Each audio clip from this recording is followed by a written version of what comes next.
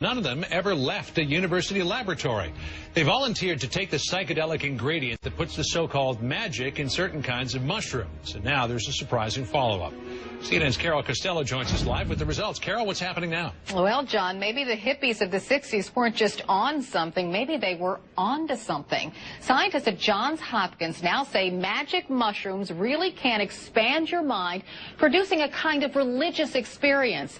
14 months ago, they gave dozens of volunteers magic mushrooms, and today, those volunteers are still feeling the effects. The whole Johns Hopkins study seems just so hippy-dippy 60s. It brings to mind Timothy Leary, the man who first widely touted the alleged magic in this tiny mushroom. 5 years ago, by accident in Mexico, I took Mexican mushrooms. Leary, a Harvard researcher, claimed his mushroom-induced psychotic trip was so spiritual it led him and a generation to turn on, tune in, and drop out. Yeah, until the federal government stepped in and made hallucinogenic drugs illegal. Fast forward to 2006 and this research room at Johns Hopkins. 36 volunteers took part in an initial study on whether psilocybin, the active ingredient in magic mushrooms, really does have a lasting spiritual effect on people. Dee Dee Osborne, a business consultant, volunteered to find out.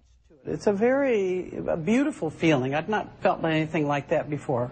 Osborne, lying on this couch, received one dose over an 8-hour period. She saw a kaleidoscope of colors. Then there was a tearing open of my heart, and then the feeling that we were all one. The effects of that single session are still with her 14 months later, and with other volunteers. The study says at 2 months, the volunteers rated the experience as having spiritual significance and sustained positive changes in behavior.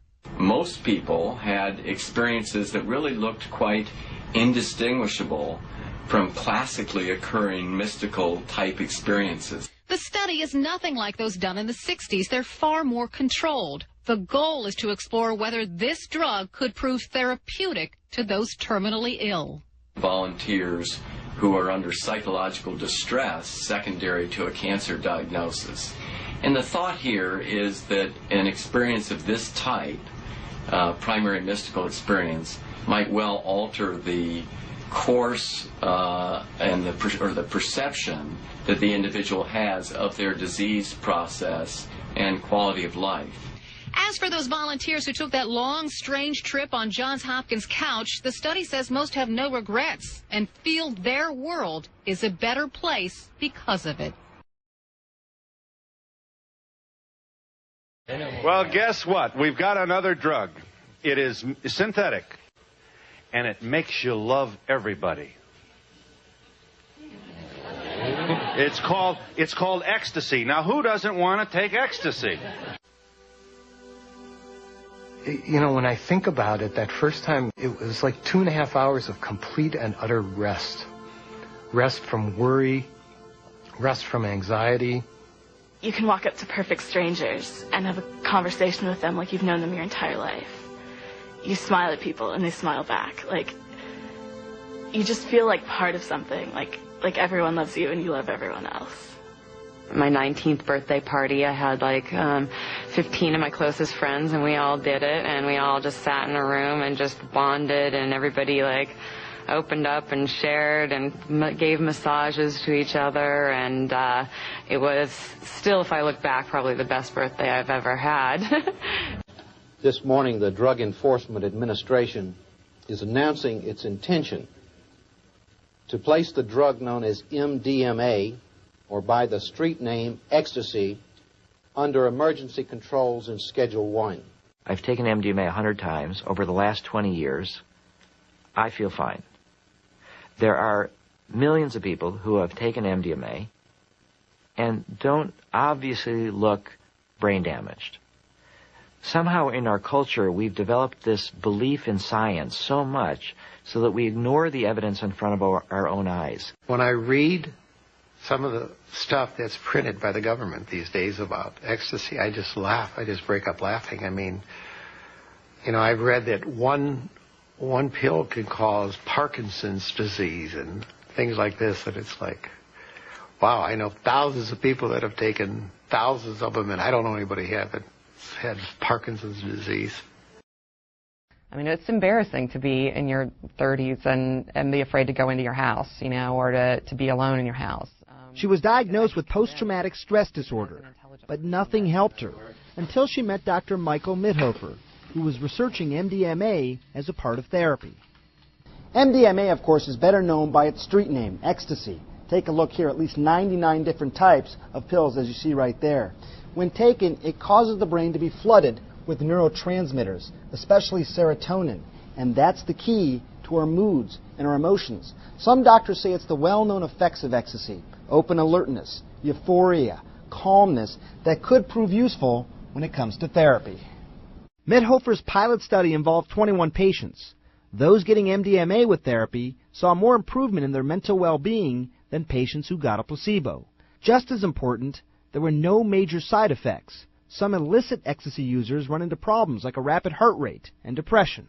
I'm excited that we got this kind of result, but it is only a first step. Did it work?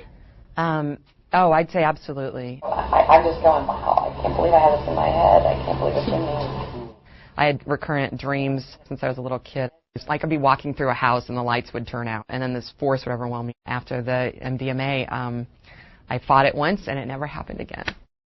4 years since the last MDMA session. The nightmares are gone.